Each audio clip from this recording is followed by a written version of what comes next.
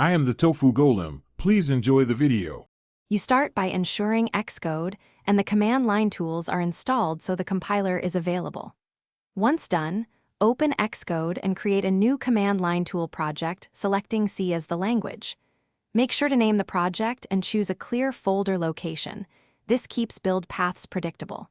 Next, confirm the active scheme and toolchain in the toolbar. These steps prepare the environment so you can write and compile C code without path or SDK confusion.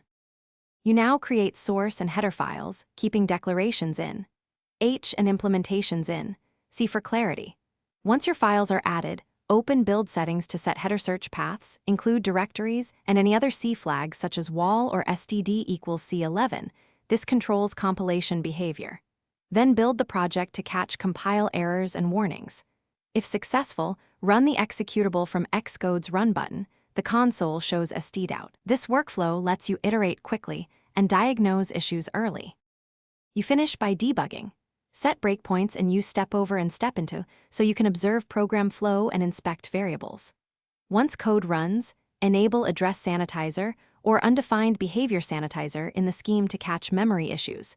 Profile hotspots with instruments when performance matters. When ready to distribute, locate the built binary in the build/debug folder or archive via product right arrow archive for packaging. If builds fail, clean the build folder and verify header paths and compiler flags. That typically resolves path and flag mismatches. Thanks for watching. Consider subscribing if we helped you today.